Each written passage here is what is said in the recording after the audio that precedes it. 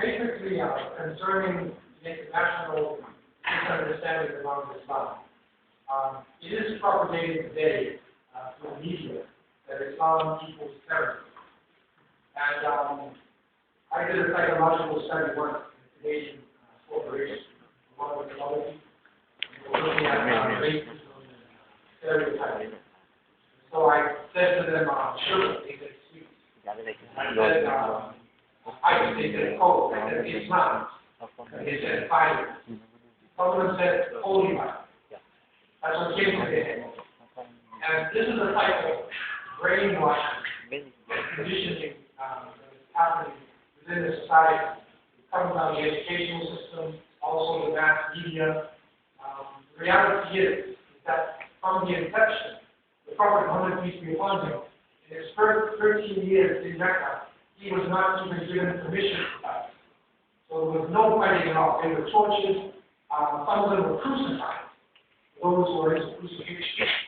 Some of them were tortured, killed, driven off their homes, and they had patience. They established a free society, Islamic society. And then, as history records, the Roman Empire attacked from the north, the Persian Empire attacked from the east, and they responded to the attack.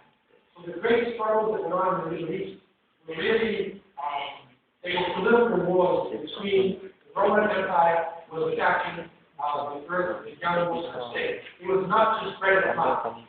You cannot spread religion by force. And the Quran says, that Quran will be unsurveilled of Muslim.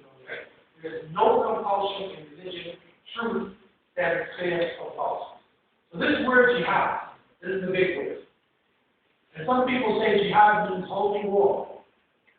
But if you translate that into Arabic, you would say, Harbun Muqaddasa. And that does not make sense. Because war is not holy. And there is nothing in the Quran, there is nothing in the saying of the Prophet Muhammad, peace be upon him, where jihad equals holy war. And if there is anybody who can find a verse in the Quran or a saying of the Prophet where jihad equals holy war, I will give you $1,000, 100 US dollar bills, Benjamin Franklin, and newspaper. I'll give you 10 of them. But you'll never find it. Because it doesn't exist. Jihad from Jahada, Juhud, means to exert yourself, to struggle against evil things. There's a jihad in yourself. You're a good person. There's a struggle in your family. There's a struggle in the environment. And if your country is attacked, if your nation is attacked, you have the right to defend yourself. But jihad does not mean holy war, because war is not holy. It is the last alternative for Muslims. And we have taught within our scripture that if the enemy wants peace, give them peace. Immediately give them peace.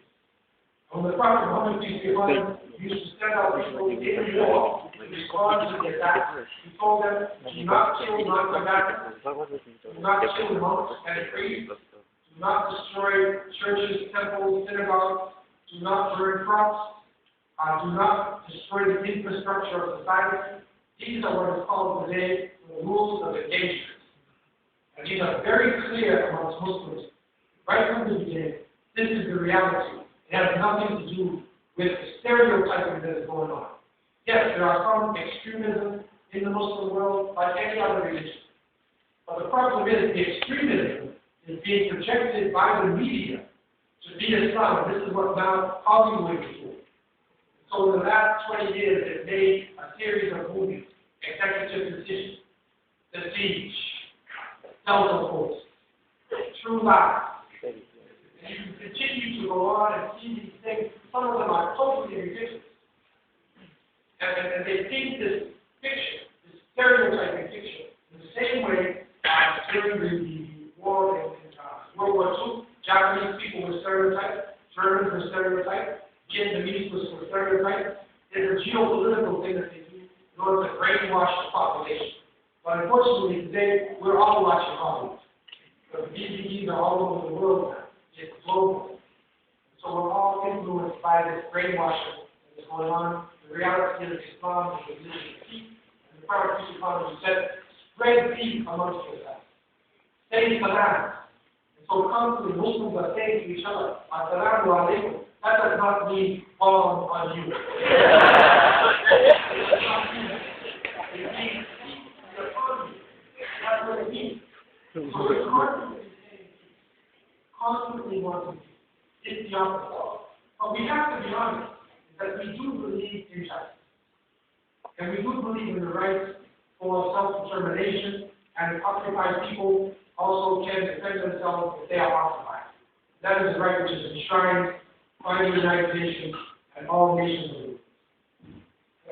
world. The next question is dealing with a 16-year-old in terms of the practice of Islam. It's very difficult today for young people who are coming up because of the images, the sites, the pornography, which has reached into everything that we do. We've reached to call it erotica. And this was a type of putting the body, the human body, and sexuality and everything. So you watch the movie, and they're out in space, and they fall in love. They're under the ocean fighting a creature, and they fall in love. They're playing baseball or rugby, and they fall in love. They're always falling in love. Why? This is erotica.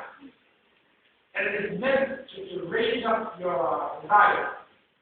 And so what is important for Muslim youth and those conscious youth of other societies is that we don't focus on pornography and those things projected, but healthy living, focus on sports, belonging to nature. If you don't have it in Singapore, go north to Malaysia. But go into hiking and things like this, swimming and natural things. There's a Christian group in South Africa. They call themselves the Ring Society. These are Christians. And what they do, they make a pledge that they will wear a ring, which means they will not have a sexual relationship until they're married. It's a Christian. And that is the real teachings of Jesus, peace be upon him, and Muhammad, peace be upon him, all of the prophets. It is morality, and it is keeping our desires controlled. So for the young people today, you need to try to focus more on natural things. Try to get away from the artificial, fast food type of life.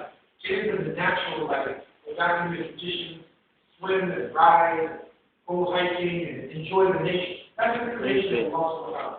You watch the movie, and you get caught with nature, mutant creatures, all types of beings coming down, causing this. The next question is, concerning Islam, is the Prophet Muhammad, peace be upon him, did he copy the teachings of Jesus or Moses? It is a question that many people have put up. The first thing is that we have to realize is that the teachings of Jesus, peace be upon him, at that time had not penetrated the Arabian Peninsula except for a few monks who lived in monasteries in certain areas. And so there were no common teachings that were met at the time. The Prophet also was unlettered. You don't use the word illiterate. He was unlettered, which means it's an oral culture. So within oral traditions, there were no teachings on Christianity being taught. So he had no access to this.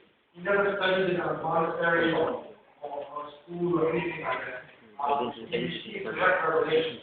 And so there's no actual proof, if you study the history, that he actually copied from the other books, because he had no access to these in terms of language and his experience in the time. Also, in terms of the Quran itself, of course, there is an element of faith that is in every individual in terms of believing that God will give revelation to humanity. One of the things about the Quran, if you were an Arabic-speaking person, then I could show you that it is a form of Arabic that has never been reproduced up until now. No Arabic-speaking person can speak in the language of the Quran because there is poetry and there is prose within Arab literature, and the Quran is rhymed prose. So it's a story in rhythm, and you can't talk like that. Nobody can talk